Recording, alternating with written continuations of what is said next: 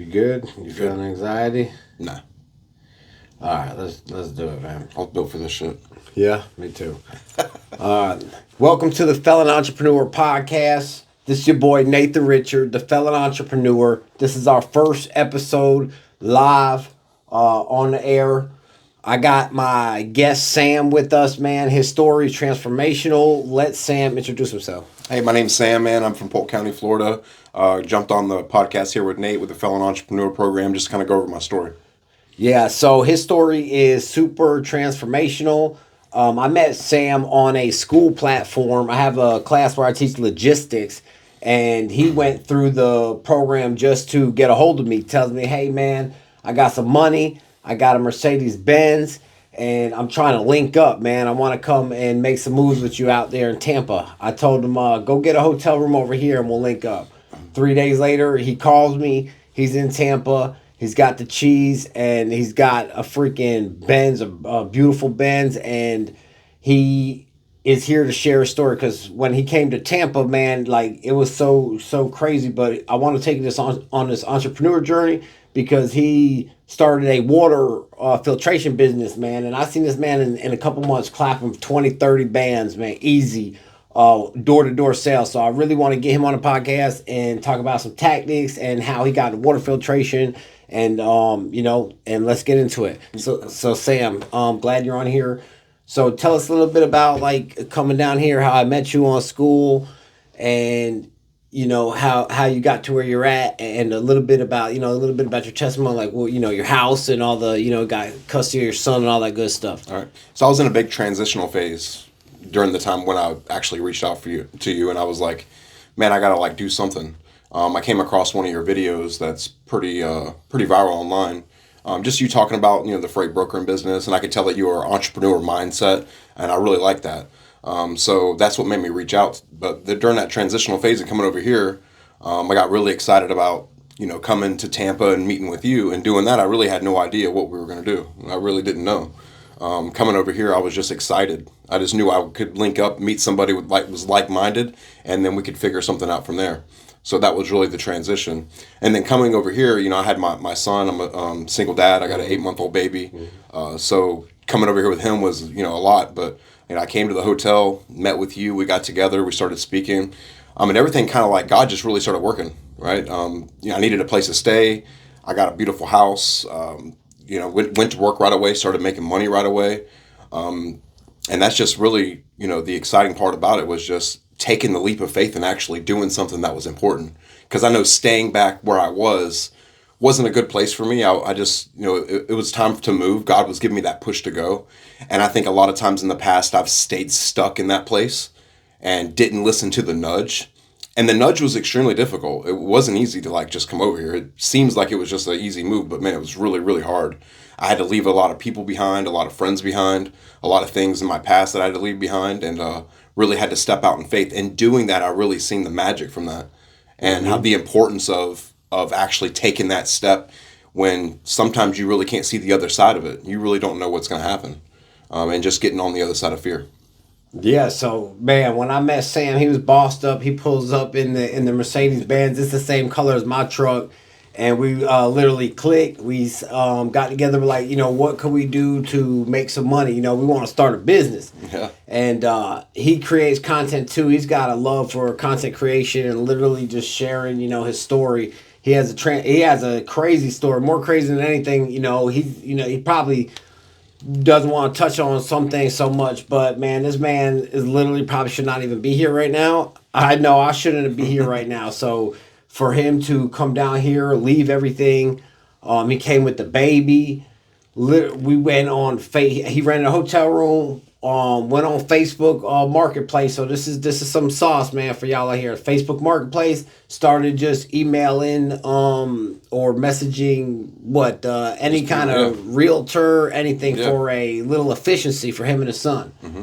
Right? What happened? You got your dope? Yeah, so I found there was a house. They had this little apartment in the back, and the guy was actually rebuilding the house. There was nobody in the bigger section of the house, and there was a smaller, a little 1-bedroom efficiency back there. And I thought that's perfect for me and the kids. Mm-hmm. So moved on in there and met the people that actually own the home, and they're amazing people.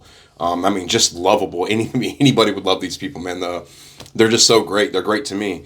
And I moved in there, and it was a smaller spot, and they seen that I had a kid, and I asked them about the other place up front, and they actually really blessed me, and I was able to move into the larger section of the house. 2 bedroom, 1 bath.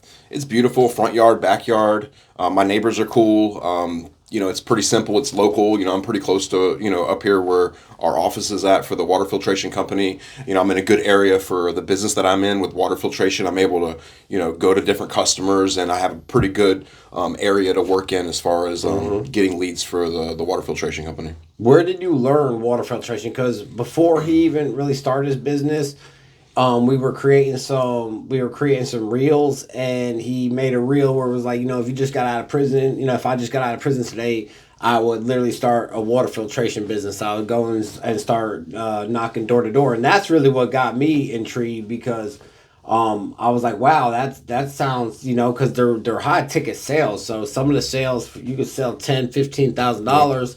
And the system is costing you $2,500 or $3,000. Yeah, as an owner, it's a great market, because you can go sell one as a business owner and make yourself 5, 6, 7, 10 grand on one deal. And it doesn't matter if you got felonies or anything. It doesn't matter, and that's the beautiful part about it. You literally where I learned it from and how I got into it was I started in Kirby vacuum cleaners. I went door to door and sold vacuum cleaners to people with no carpet in Kissimmee, and worked really hard, loved it. And then eventually I got into the water filtration thing because it was a higher ticket item and I seen a lot more profit in it. So just got in it. I did really well. Everybody wants clean water. I mean, it's a well-known fact that in Florida, the water's terrible. We have the 4th worst water in the nation. It's completely disgusting. People that are even in city water, or even people that are off the rural areas, the water's really, really bad out there. Yeah. So it's a good opportunity to help somebody, and it's a good opportunity to make a big profit, and you could be your own boss. So the water is like literally killing people. Like, a lot of people don't know maybe that your water is more contaminated than you probably think it is.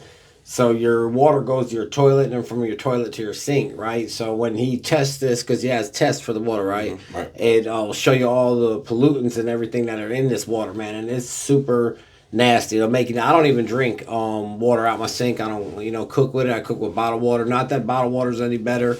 But that's basically where I'm at with that. So you know how to do water filtration from just knocking door to door sales. It doesn't matter, basically. Yeah, it's pretty simple, man. It's like people know they have dirty water. They know they need it cleaned. There's a lot of ways to get leads. You don't have to knock on doors. Matter of fact, right now I'm working with a partner, as you know, to get leads pretty easily.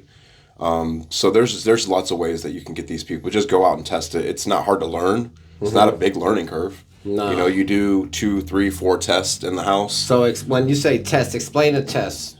So what we do is a couple different tests. We do something called a TDS test. It stands for Total Dissolved Solids, and it's basically it's going to give you a digital reading on how much particles are in the water per million gallons. So for example, good water would be between 0 and 50. And then if it's over 50, it gets up into 100, 200, 300. That's going to have a lot of different particles in the water, because everything that water touches, it's the soluble things, it gets into the water. And you can't see it. It looks clear, but there's dissolved stuff in the water. And what could that be? I mean, if you've ever seen a river run through where mountains are, it'll literally carve into the mountain, the water will, because what's happening is all that dissolved stuff is getting into the water. You can't see it. So the stuff we're drinking, and you could just imagine the stuff that gets dissolved in it. Yeah. Just all kinds of herbicides, pesticides, stuff that causes cancer, holistic acids. There's all kinds of just gross stuff that gets in the water, and people are dying from it. And not only that, but our water has not been reformed since the 60s. We have the same laws as we had in the 60s. Everything else has been reformed. But water, the government just seems to kind of let it go by the wayside, and they allow a certain amount of gross stuff in the water. Like they allow a certain amount of arsenic in your water. And I always tell people, like, how much arsenic do you want in your water? Like, it's poison, and of course it's 0. You don't want any of it, but they actually allow it. So do you feel like that makes it easier to sell because you feel like you're helping somebody? Oh, absolutely. It's a big deal when you know that you're doing them the favor, right? Of course, you're benefiting, they're benefiting, they get clean water. And then not only that, but I've seen firsthand what this does to people. There's a street that I worked out in Plant City, and there's a road where there's, Plant City's got a lot of farming, for those that don't know, strawberries and stuff out there. And there's a lot of arsenic, and every like other house somebody had died from cancer. So when I went out there, I met with this lady. She was a widow. Matter of fact, her husband had passed away from cancer. And the government was literally paying for water filtration equipment to be put in because they knew about the problem. So you got to think, man, stuff like that, like people are dying from it. It's a big deal, really big deal. And just for the people that don't know, how much do you make on average a deal? How much you make on average? After installation, I would say I make about $4,000 per deal, and it's pretty easy to sell a couple of those a week. Okay, and then how would somebody get started on that? Like, if you wanted to, say you just got out of prison, you want to start your own water filtration business, if you could explain that. So first of all, you need to start from the bottom, right? You're not just going to be able to go, start right away unless you already know the business. If you already know the product and you already know kind of how to sell, then obviously you can just start as an entrepreneur. You would need to go work for somebody. So what I would do, whatever area that I'm in, I'd look up a local water filtration company. There's a bunch of them out there. There's Culligan. Those are pretty popular ones. And just look on Google and find somebody that sells water filtration equipment. Go up there and tell them that you would like to, start being a salesperson. And then learn the test, learn the sales. And then you take everything you learn and then you make your own business with it. And then after that, when you move into that transition, you'll find a manufacturer. A local manufacturer will sell you equipment pretty cheap. Once you find you a local manufacturer, you'll need to open up an LLC. You'll need to go get a bank account, of course, a business bank account. You'll need to get set up with the manufacturer, and you'll need financing, ways to accept credit cards. There's a lot of little things that you'll have to get pretty quick. And in the meantime, while you're working for somebody else making that money, you could be doing those things. Getting the LLC set up, getting the bank account set up, getting all these things set up. So that way when you're transition, it's already all set in stone for it, and you just move right into being your own. That's super fire. So I love that point of view. So instead of, you're saying go work for somebody initially so you can learn about the product knowledge and everything and get good at, and then literally like no risk, right? There's no risk. Yes. What would someone expect to make if they had went and worked for somebody? So it's going to depend on what company, but I would say they can probably expect about $1,000 a week. I know the last person I was working with, they were paying between $800 and $1,000 a week, and there was really no sales involved. They just had to come to work on time and that kind of thing. But they can expect to make at least enough money to pay their bills. While they learn. Yeah, while they learn, and then depending on like your sales skills, I know a lot of people have sales skills already. You could make really good money working for somebody. I did. Yeah. Even being on a higher cost where you're not making as much, but you... And you can sell it for as much as you want. Yeah, you go out... I mean, I was selling them for $10,000. So even if you're on the 20% commission, that's $2,000. Nice. That's good, man. I like that. Because a lot of this stuff, you have to... I jump out head first in a lot of stuff that I do, like just straight up. I don't even really think about it. And then, I always end up getting hurt. It was a learning experience, 100%, and I wouldn't have changed anything. But if I were to just, go work for somebody for a while or something like that and gain the skills, I probably would have saved myself a lot of heartache and then just did that stuff on the side, right? Absolutely. Yeah, that's a good way. Yeah, you want to learn the ins and outs, because you got to think, when you go to these other companies, you're going to learn a lot of things. You're going to learn what they do good, and then you're going to see what you can do better. Well, that's what I usually like. I like seeing, like when I see somebody doing something and I think in my mind, I can do that, and I can do this better, and I can do that better, and these are some of the things that I can implement to make a really good program for myself. And not only that, but then you can literally hire friends, family. You can lift people up that are down and out. Maybe they don't have an opportunity like that, and they can help you, and you can move them into the business. Okay, so you've been down here with me for a couple months probably now, right? Something like that. I seen this dude put about 20-30 grand in took home about 20-30 grand in a couple months, right? Oh yeah, for sure. Just for the record, he came out here knowing nobody. He's doing this he's literally doing this in a place where, he knows me, but he doesn't know, he's never been in any of these neighborhoods. I didn't even expect to open a water filtration business. That's the crazy part. Yeah, I came over here with the intention, here's another entrepreneur You know, we got a lot in common. He's been to prison. I've been to prison. We can link up. He's doing the right thing. I'm doing the right thing. Yeah. He's a single dad. I'm a single dad. Yeah. We got a lot in common. You know, you were doing a freight brokering thing. I was thinking, well, maybe I can help out with the freight brokering thing and get into that. And we sat down and started talking about it. And then literally out of scratch, we're like, all right, and I told him about the water filtration company. He's like, that's a great idea.